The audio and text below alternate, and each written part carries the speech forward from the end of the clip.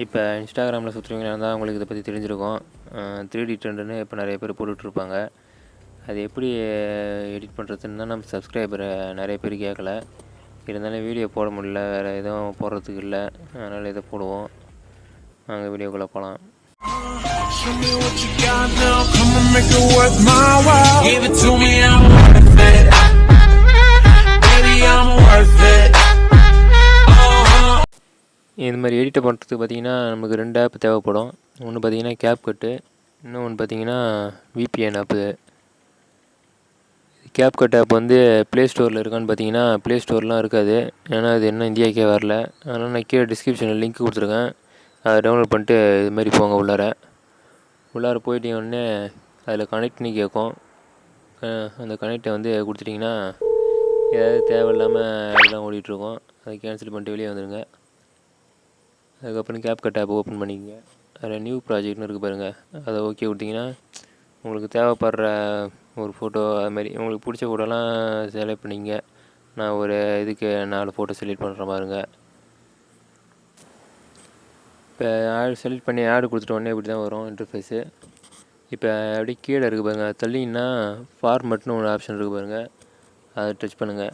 அதை டச் பண்ண உடனே அது எதுக்குன்னா ஃபோன் ஸ்க்ரீன் சைஸு தான் 9:16 கொடுத்துக்குங்க. அதுதான் கொஞ்சம் நீட்டாக இருக்கும்.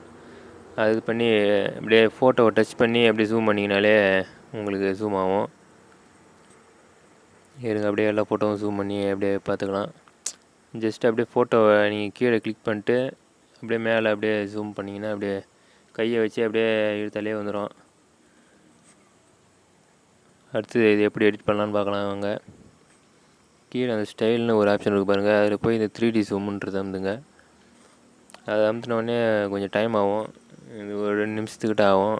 நான் கொஞ்சம் ஃபார்வேர்ட் பண்ணிக்கிறேன். ஃபார்வேர்ட் பண்ணதுக்கே மணி நேரம் ஆகுது. அதான் ஒரு 2 நிமிஷத்துக்கிட்ட ஆகும். அதுக்காட்டியும் போயிடாதீங்க. அப்புறமா ஜென்ரேட் ஆகிட்ட பிறகு உங்களுக்கு இப்படி தான் இருக்கும். உங்களுக்கு ஒரு ஃபோட்டோவோட காட்டுறதோட 4 ஃபோட்டோவும் ஜென்ரேட் பண்ணிட்டு அப்புறமேட்டு காட்டுற பாருங்க. மொத்தமாக எடிட் பண்ணிட்ட பிறகு உங்களுக்கு இது மாதிரி தான் வரும்.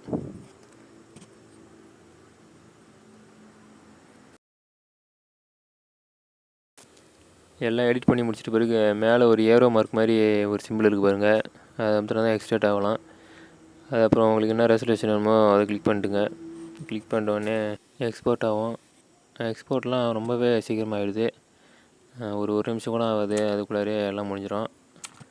அதுக்கப்புறம் என்ன பண்ணோன்னா கீழே அப்படியே ஒரு சப்ஸ்கிரைப் பட்டன் சூப்பர் கலரில் இருக்கும், அதை அமுத்தினா தான் நீங்கள் எடிட் பண்ணுறதுலாம் கொஞ்சம் குவாலிட்டியாக இருக்கும். அதனால் அதை பண்ணிட்டு போய் எடிட் பண்ண ஆரம்பிங்க. டாட்டா பாய்.